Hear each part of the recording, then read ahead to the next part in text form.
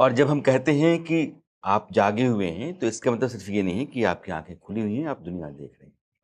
और सजग रहने के लिए, जागरूक रहने के लिए जो ज़रूरी है, वो बोध है। और बोध को लेकर के जो व्यक्ति लगातार संघर्षरत हैं, वो आचार्य प्रशांत, आपका बहुत-बहुत स्वागत है। एक व्यक्ति की चर्चा मैं जानबूझकर के आज करना चाहता हूँ, ज़ाकिर नाइक। उन्होंने आपके ऊपर भी एक वीडियो बनाया और वो ये कहते हैं कि खान-पान में शाकाहार जो है, वो शरीर के लिए ठीक नहीं है। जब तक आप मांसाहार नहीं करते हैं, तो शरीर को जितने अमीनो एसिड्स मिलने चाहिए, वो मिलते ही नहीं हैं।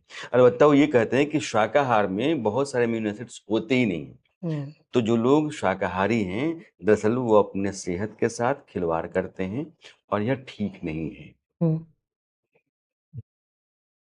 This is an illogical argument. Acharya Prashant, we will crave to see Allah subhanahu wa ta'ala. So, the Acharya is not answering my question, but since Almighty Allah has given us permission, what is the harm? So, Acharya doesn't reply to this, or you should have mutton or beef or fish. Acharya Prashant. देखिए, अगर शाकाहार की बात शरीर के संदर्भ में करनी है, तो यहाँ से लेकर के यहाँ तक शरीर का हर अंग प्रमाण दे रहा है कि शाकाहार ही शरीर के लिए उचित है। आप अनुमति देंगे तो मैं विस्तार से बिल्कुल बोलिए। मोहम्मद ज़ाकिर नाइक क्या है, उनको लोग सुनने वाले बड़ी तादाद में दुनिया में, और वो बार-बार इस पर प्रहार करते हैं, इसलिए मैं चाहता हूँ कि आप विस्तार से ही बोलें। सबसे पहले तो अमीनो एसिड, चूंकि आपने जिक्र कर ही दिया है, 20 अमीनो एसिड शरीर के लिए आवश्यक होते हैं, जिसमें से 11 तो शरीर खुद ही बना देता है। अच्छा, ठीक। तो 11 की तो कोई गिनती ही नहीं, बचे 9, उनको एसेंशियल बोलते हैं। एसेंशियल माने बाहर से लेने पड़ेंगे। तो उस तरीके से अभी जो 9 होते हैं, ये किसी एक दाल में, सब्जी में या फल में नहीं पाए जाते कि 9 के 9 हो। तो अगर ये कहा जा रहा है कि किसी भी शाकाहारी उत्पाद में, भोजन में, पकवान में 9 के 9 नहीं होते, तो ये बात ठीक है। उदाहरण के लिए आप सिर्फ दाल लें या लौकी की सब्जी लें या कद्दू ले लें या रोटी ले लें, तो उसमें आपको 9 अमीनो एसिड नहीं मिलेंगे। पर ऐसा कब होता है कि कोई सिर्फ दाल खा रहा है या सिर्फ चावल खा रहा है, नहीं, ऐसा नहीं होता। या सिर्फ लौकी की सब्जी खा रहा है? आप जब ये सब चीज़ें अपनी थाली में मिला करके रखते हैं कि एक कटोरी में दाल है, एक में सब्जी है, रोटी है, और दालें भी अलग अलग तरीके की हैं, सब्जियां भी मौसमी होती हैं, साथ में फल होते हैं, और बहुत जो हमारा पूरा जो एक पोर्टफोलियो होता है, जो पूरी बास्केट होती है, पूरी जो हमारी एक थाली होती है शाकाहारी भोजन की, उसको जब मिला देते हैं तो 9 के 9 बड़ी आसानी से पूरे हो जाते हैं।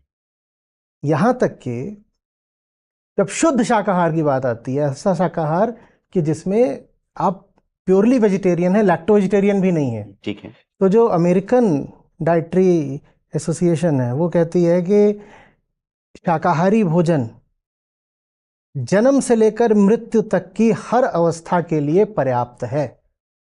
सारे अमीनो एसिड्स ही नहीं, बाकी भी आपको जितने पोषक पदार्थ चाहिए, विटामिन, मिनरल्स, न्यूट्रिएंट्स, वो सब के सब शाकाहारी भोजन में पूरे तरीके से मौजूद हैं। कोई आवश्यकता नहीं है आपको किसी भी तरीके से मांस का भक्षण करने की। हाँ, ये बिल्कुल सही बात है कि आप सिर्फ लौकी की सब्जी खाएंगे तो किसी अमीनो एसिड की कमी पड़ जाएगी, पर ये तो बड़ी हाइपोथेटिकल बात है। ऐसा तो कोई व्यक्ति आपको मिलेगा नहीं कि जो कहे कि मैं सिर्फ चावल खाता हूँ या सिर्फ आलू खाता हूँ। बिल्कुल, हम तो सब चीज़ें मिला के खाते हैं, उसमें सब कुछ पर्याप्त हो जाता है। तो ये जो क्रिटिसिज्म है, ये आलोचना नहीं है, कुतर्क है। तो ज़ाकिर नाइकी में दूसरी बात है, उनका दूसरा तर्क आपको समझना चाहता हूँ। आप कहें कि शाकाहार को लेकर के वो एक फरेब कर रहे हैं, ऐसा नहीं है। लेकिन वो कहते हैं कि इंसान के पास जब आप जाते हैं, जो हिंसक जीव होते हैं, कैनाइन, जो दांत है, कैनाइन जो नुकीला दांत, वो कैनाइन उनके पास होते हैं, यानी कि उनकी प्रवृत्ति जो है ना हिंसक है, उनको बनाई ईश्वर ने है कि आप मार के खाओ। और इंसान के पास भी कैनाइन होती हैं, तो मोलर, प्रीमोलर जैसे हैं वैसे कैनाइन भी है। तो इंसान भी मांस खा सकता है, खाना चाहिए। नहीं, ये तर्क भी अवैध है बिल्कुल। हमारे पास कैनाइन्स हैं, पर कैनाइंस का होना कहीं से भी यह सिद्ध नहीं करता कि आप प्राकृतिक रूप से मांसाहारी हैं, क्योंकि कैनाइन जो वो तो गोरिल्ला के पास भी होते हैं, और गोरिल्ला के कैनाइंस जो हैं वो हमसे कहीं ज़्यादा बड़े और नुकीले होते हैं। तो इसका मतलब ये थोड़ी है कि वो मांसाहारी है और उसको किसी ने सिखाया नहीं कि शाकाहार करना है, वो प्राकृतिक रूप से शाकाहारी है और उसके पास कैनाइंस हैं। तो कैनाइंस का होना इस बात का प्रमाण बिल्कुल भी नहीं है कि आप प्रकृति के द्वारा मांसाहारी बनाए गए हो। दूसरी बात, आप अगर बाघ के या भेड़िए के या कि कुत्ते के भी कैनाइंस को देखेंगे, कैनाइंस माने जो नुकीले वाले इधर होते हैं, हाँ। इनको देखेंगे तो वो ऐसे बड़े होते हैं, वो बने होते हैं मांस को फाड़ने के लिए। हमारे जो ये कैनाइन है, ये कोई कैनाइन है? ये तो ऐसे हैं कि बस ये किसी चीज़, जैसे गन्ना आप ले लें तो ये गन्ना छील देंगे, इतना कर सकते हैं, ये कोई मांस थोड़ी फाड़ सकते हैं। तो ये तो नाम के कैनाइन से काट देंगे। हाँ, इसमें से आप क्या कर लोगे? इसमें से आप कोशिश करो कि इसमें से आप कच्चा मांस फाड़ दो, आप कर ही नहीं सकते। तो ये जो हमारे कैनाइन्स हैं, ये किसी भी दृष्टि से मांस खाने के लिए नहीं बने हैं। और जिनके पास कैनाइन्स होते हैं वो भी मांस खाते हो, ज़रूरी नहीं है। मैंने अभी गोरिल्ला का उदाहरण दिया, इस तरह के और भी कई प्राइमेट्स हैं और दूसरे जीव हैं जिनके कैनाइन्स होते हैं, पर वो मांसाहारी बिल्कुल भी नहीं होते हैं। अब आप दांतों की ही बात कर रहे हैं, तो ये समझिए कि ये हमारा मुंह है। आप अगर मांसाहारी जानवरों का मुंह देखेंगे तो वो बड़ा खुलता है, बड़ा खुलता है, क्योंकि उनको जो पूरा जानवर है वो छोटे छोटे टुकड़े नहीं खाते हैं। आप देखेंगे बाघ का मुंह ऐसे इतना बड़ा खुल जाता है, कुत्ते का मुंह भी इतना बड़ा खुल जाता है। हमारा जो मुंह है उतना खुलता ही नहीं है। इसी तरीके से जो मांसाहारी जीव हैं सारे, उनका जबड़ा ऐसा होता है कि बस वो ऐसे वर्टिकली खुलेगा बंद होगा, खुलेगा बंद होगा। हमारा ये जो जबड़ा है ये ऐसे दाएं बाएं भी होता है, ये चबाने के लिए है, च्यूइंग के लिए है। वो मांस को इतना च्यू नहीं करते, वो पूरा आता है, वो भीतर जाता है और पच जाता है। हमारा जबड़ा वैसा है जैसा कि आप पाओगे कि किसी गाय का है, उस अर्थ में कि चबाने के लिए, क्योंकि जो हमारे भीतर जा रहा है पदार्थ उसको हमें बहुत चबाना पड़ता है। तो उस अर्थ में हमारे जो दांत हैं वो चबाने के लिए ज़्यादा उपयुक्त हैं। और फिर उसमें जो ये इधर पीछे वाले होते हैं, मोलर, प्रीमोलर, इनका तो आप जानते ही हो, ये तो बने ही इसीलिए हैं कि वो शाकाहारी भोजन को करें, चबाएं। तो हर तरीके से हमारा ये जो यहाँ पर मसूड़ा है और जो पूरी ये डेंटल व्यवस्था है वो यही संदेश दे रही है कि तुमको शाकाहारी ही होना है। तो ये तो हो गई दांतों की बात। दांतों के अलावा मैंने आपसे कहा था कि ऊपर से लेकर नीचे तक हमारा पूरा शरीर सबूत दे रहा है कि हमें शाकाहारी होना है। शुरुआत में आंखों से करूंगा। जो हमारी आंखें हैं ये होती हैं ट्राइक्रोमेटिक। ट्राइक्रोमेटिक का मतलब होता है कि कलर को पकड़ने वाली जो कोन सेल्स होती हैं, तो हमारे पास तीनों तरह की कोन सेल्स होती हैं, स्मॉल, मीडियम, लार्ज। जो स्मॉल कोन सेल होती है वो ब्लू कलर को पकड़ लेती है, उससे बड़ी वाली ग्रीन को, जो सबसे बड़ी वाली होती है वो रेड को पकड़ लेती है। और ये हम बचपन में अपनी किताबों में पढ़ चुके हैं कि इन तीन रंगों को मिला दो तो जो पूरे रंग हैं सारे, पूरा विजिबल स्पेक्ट्रम में सारे कलर्स तैयार हो जाते हैं। जितने कार्निवोर होते हैं, हमारे मांसाहारी जीव होते हैं, वो डाइक्रोमेटिक होते हैं। तो आपका जो कुत्ता है डाइक्रोमेटिक है। इनके पास लार्ज कोन सेल्स नहीं होती जो रेड कलर को पकड़ती हैं। तो ये लोग जो ब्लू से लेकर के येलो वाला स्पेक्ट्रम होता है, ये उसके कलर्स तो देख सकते हैं, रेड वाले, लेकिन जो रेड वाला स्पेक्ट्रम है उसे कलर्स ही नहीं देख सकते। कारण बहुत सीधा है, जो शाकाहारी जीव होगा वो स्टैटिक ऑब्जेक्ट को खाएगा, फल भागता नहीं है। जो मांसाहारी जीव होगा वो डायनेमिक ऑब्जेक्ट को खाएगा, उसका शिकार भागता है। तो उसकी जो व्यवस्था होती है वो प्रकृति ने ऐसी निर्मित करी होती है कि वो कलर से ज्यादा मूवमेंट को पकड़ता है। और जो शाकाहारी जीव होता है, चूंकि उसे फल को खाना है, तो उसकी व्यवस्था प्रकृति ने ऐसी निर्मित करी होती है कि वो फलों का और पत्तियों का रंग बेहतर पकड़ पाए, क्योंकि वही फल जो पक गया है और वो आपके लिए हितकारी भी होगा और स्वादिष्ट भी होगा। जैसे आम ले लीजिए, और अगर वो पका नहीं है तो वो आपके लिए गड़बड़ हो जाएगा, आपका पेट खराब कर देगा कच्चा आम, है ना। तो जितने भी शाकाहारी जीव हैं उनका सबका ट्राइक्रोमेटिक विजन होता है।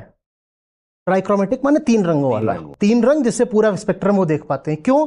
क्योंकि हमें जो खाना है, हमारे लिए उसके रंग की बहुत उपयोगिता है।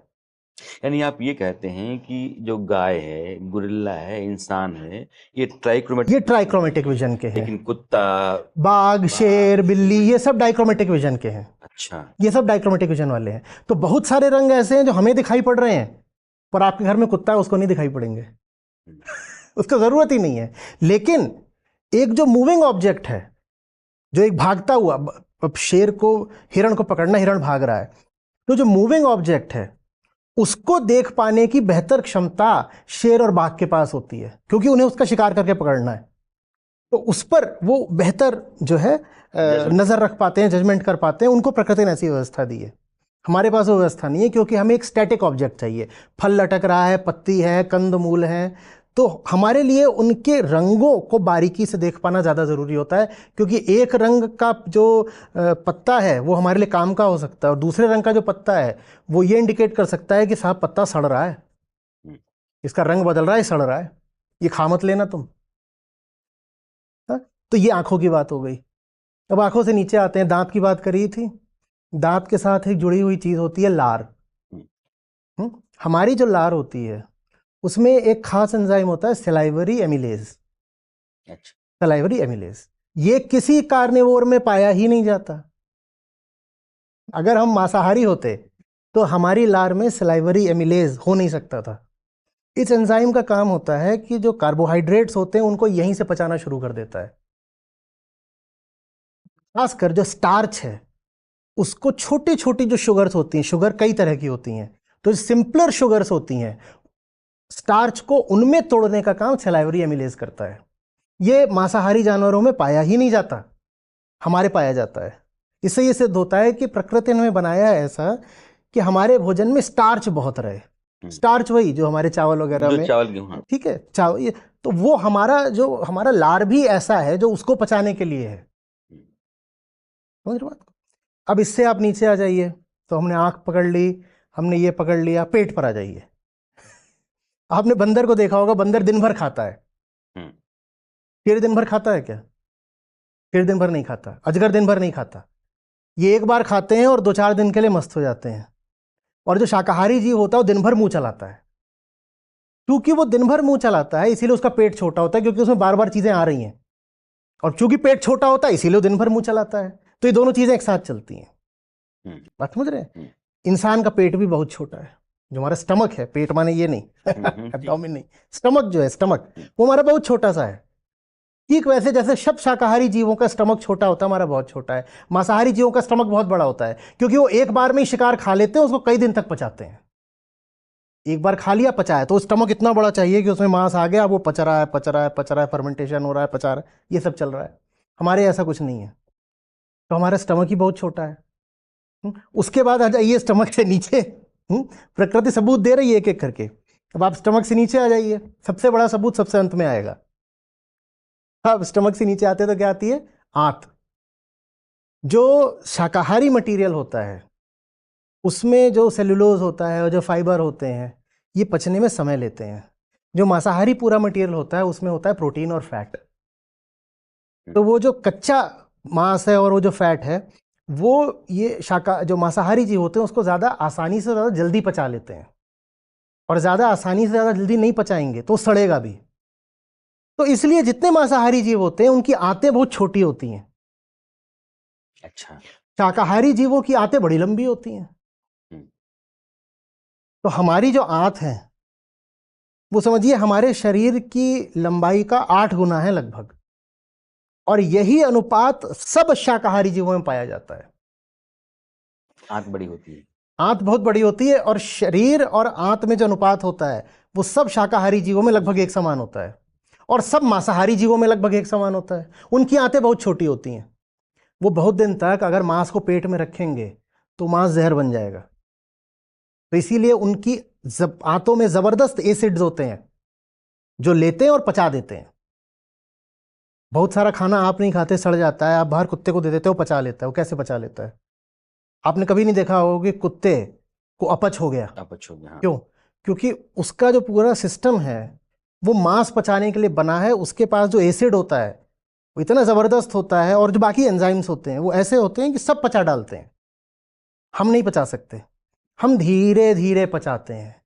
हमारी जो व्यवस्था होती है पाचन की वो ज़्यादा माइल्ड होती है, तो इसलिए हमारी आंत बहुत लंबी होती है। वो धीरे धीरे पचते पचते पचते पचते निकलता है, और ये काम सब शाकाहारी जीवों में होता है। हमारी आंतें बिल्कुल शाकाहारी जीवों जैसी हैं। अब आइए और आगे, तो नीचे पहुंचिए तो ये हमारे पंजे हैं। ये हमारे पंजे ऐसे हैं ही नहीं क्या वैसे शिकार कर सको। सब मांसाहारी जीवों के पंजे बहुत बलिष्ठ होते हैं और उनके नाखून भी बहुत पैने होते हैं। इंसान के आप नाखून बढ़ा दोगे ज़्यादा तो टूटने और लग जाएंगे। आपके नाखूनों में, आपके पंजों में ताकत नहीं है कि वो एक साधारण जीव का भी शिकार कर सकें। ये बने ही नहीं है शिकार करने के लिए। अब आखिरी बात जो मैंने कहा, सबसे बड़ा सबूत, शरीर का सबसे बड़ा ऑर्गन कौन सा होता है? पैर। ये फीमेल तो कहेंगे। नहीं, वो तो लंबी बोन होती है सबसे। हाँ। ऑर्गन सबसे बड़ा कौन सा होता है? लीवर होगा। नहीं, खाल। अच्छा। हमारी खाल से पसीना निकलता है। हाँ। और जितने मांसाहारी जीव होते हैं वो कुत्ते की तरह करते हैं ठंडा होने के लिए, उनके पसीना नहीं आता। मांसाहारी जीवों के पसीना नहीं आता तो वो ठंडा होने के लिए पैंटिंग करते हैं। हम स्वेटिंग करते हैं, वो पैंटिंग करते हैं। हमारे पसीना आता है, हम जब गर्म हो जाते हैं तो पसीना निकलेगा स्किन से और फिर वो इवेपोरेट होगा तो ठंडी हो जाती है, हम ठंडे हो जाते हैं। कुत्ता ऐसा नहीं करता। कुत्ते को गर्मी लगती है तो क्या करता है? हाँफता है। वो हाँफता है। तो ये उसका मैकेनिज्म होता है ठंडा होने का। अगर हम भी मांसाहारी होते तो हम भी कुत्ते की तरह कर रहे होते, पर नहीं। शाकाहारी जीव सब स्वेटिंग करते हैं, उनको पसीना आता है, हमारे ही पसीना आता है।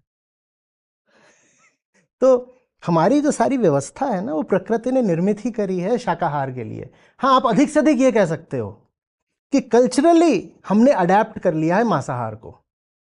तो मांस हमें पच जाता है, किसी कदर पच जाता है। वो भी तब पचता है जब उसको बहुत पका उका दो और ये सब कर दो, तब हम किसी तरह उसको पचा लेते हैं। लेकिन इसका ये नहीं अर्थ है कि हम मांसाहार के लिए निर्मित हैं, डिजाइंड नहीं है, अडेप्टेबल हैं। ठीक वैसे जैसे कि आप कार का उपयोग करने लग जाओ ट्रक की तरह, कर लेते हैं लोग। देखा होगा कार के ऊपर पता नहीं कितना सामान बांध के लिए जा रहा है। अब कार बनी नहीं थी इतना सामान बांधने के लिए, पर आपने बांध दिया है। कार चल जाएगी पर बहुत नहीं चलेगी। कुछ दिनों बाद वो उस वजन के तले खराब हो जाएगी, इंजन बैठ जाएगा, सब कुछ।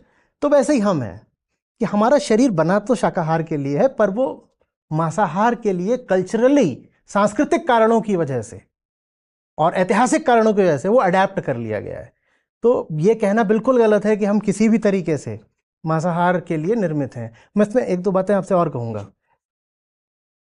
अक्सर मांसाहारी लोग ये तर्क देते हैं कि साहब शाकाहारी तो तुम आज हुए हो जब तुमने खेती करनी शुरू करी। मैं इसी पे आने वाला हूँ कि जाकिर नाइक भी ये कहते हैं। अच्छा। क्योंकि आपने जाकिर नाइक को 2 जगहों पर खारिज कर दिया। ना तो ये शरीर बना है मांसाहार के लिए, और ना ही दांतों की संरचना मांसाहार प्राणी की है, मानव की। वो कहते हैं कि इंसान जब आया धरती पर, खेती तो बाद में आई, लेकिन पहले तो खेती थी नहीं। जब खेती नहीं थी तो क्या करता था? वो मांस खाता था, तो इसलिए वो मांसाहारी है। आपको, मुझको और ये जो सज्जन है, हम तीनों को जंगल में छोड़ दिया जाए तो हमारे लिए फल, पत्ती, कंदमूल ज़्यादा आसान होगा या खरगोश और हिरण को दौड़ा करके मार के खाना ज़्यादा आसान होगा? जाहिर है। हाँ। जाहिर है। तो ये सोचना कि खेती से पहले जो हमारे पुरखे जंगलों में रहते थे वो हिरण को और भालू को और खरगोश को दौड़ा दौड़ा के खा रहे थे, ये कौन सी बुद्धि की बात है? जंगल में जब इतना शाक उत्पाद उपलब्ध है, भाई 1000 तरीके की वहां पर वनस्पतियां हैं, तो आप वो खाओगे या वहां पे आप बंदर को दौड़ाओगे कि बंदर को खाऊंगा, कुत्ते को खाऊंगा, भेड़िए को खाऊंगा, या जो भी आपको हिरण मिल गया कुछ इनको खाऊंगा, ये भैंसे को खाऊंगा? हमारा ना तो शरीर ऐसा है कि हम किसी को दौड़ा के पकड़ सकते हैं दौड़ा के। एक मुर्गे को दौड़ा के पकड़ना बड़ा मुश्किल हो जाता है। आप जंगल में खरगोश को दौड़ा के कैसे पकड़ लोगे? और जंगल में इतनी वनस्पति, आप वो खाओगे ना? ये तो कॉमन सेंस है। दूसरी बात, प्रमाण भी उपलब्ध है। अभी तो जो मैंने बोला वो तो एक तरह से इंडक्टिव लॉजिक था। प्रमाण उपलब्ध है। खेती करना हमने बस 10,000 पहले शुरू करा है, उसको न्यूलिथिक एज बोलते हैं। उसके पहले जो हमारा चलता था वो हंटर गैदरर वाला फेज था, वो यही चलता, उसके लिए मनुष्य हंटर गैदरर था। अब बात समझ में आ रही है कि हंटर गैदरर में गैदरर ही ज्यादा था, हंटर बहुत कम था। ये प्रमाण मिल रहे हैं अभी, तो बिल्कुल साइंटिफिक प्रमाण मिल गया है उसका। अफ्रीका में, मोरक्को में पुराने लोग जो 15,000 साल पहले के हैं, माने खेती से 5,000 साल पहले के, वो खेती नहीं करते थे। तो हम तो ये कहेंगे ना, खेती नहीं करते थे तो मांस खाते होंगे। तो उनके जबड़े मिले हैं और जो दांत हैं वो फ्लैट हैं। अच्छा। मतलब समझ रहे हैं ना, काम है। चबाने काम है ही नहीं। इतना ही नहीं, मनुष्य खाता क्या है, उसके छोटे छोटे अवशेष उसकी हड्डियों में रह जाते हैं। तो उसका आइसोटोपिक एनालिसिस होता है, और उस आइसोटोपिक एनालिसिस से पता चल रहा है कि जो पूरा उनका भोजन था वो शाकाहार ही था, मुश्किल से 5-10% मांसाहार इधर उधर मिल गया। और जो मांसाहार उन्होंने करा भी है, संभावना ये लगाई जा रही है कि वो स्कैवेंजिंग है, हंटिंग नहीं है। अच्छा, स्कैवेंजिंग का क्या मतलब है? मरे हुए पशु खा लिए। संयोग से मिल गया, कुछ मरा हुआ तो खा लिया, ये नहीं है कि दौड़ा दौड़ा के पकड़ लिया। तो मतलब जो मोड था, माने सामान्यतया जो खाया जाता था वो फल फूल पत्तियां शाक सब्जियां कंदमूल ये सब था।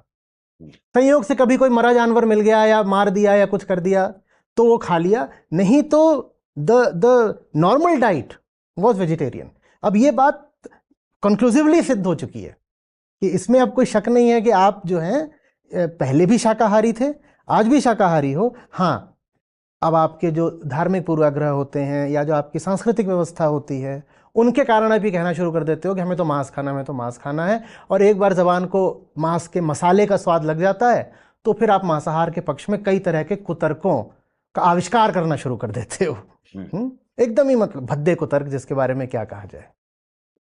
तो आप ये कह रहे हैं कि जाकिर नाइक जैसे व्यक्ति एक धर्म के साथ जो रिवाज खान पान का चलता रहा, वो किसी कारण से चलता रहा होगा, उसको उन्होंने बना दिया है कि इंसान की जो हाँ, यही है, बिल्कुल यही है। वो मांसाहार की है। देखिए साहब, सच्चाई तो बहुत प्रकट होती है, स्पष्ट होती है, लेकिन आपकी आंखों पर अगर आपके बायसेस का, पूर्वाग्रहों का, ओपिनियंस का और मजबूरियों का चश्मा चढ़ा हो तो सच्चाई आपको नहीं दिखाई देगी। सामने होगी फिर भी आप उसे देखने से इनकार कर दोगे।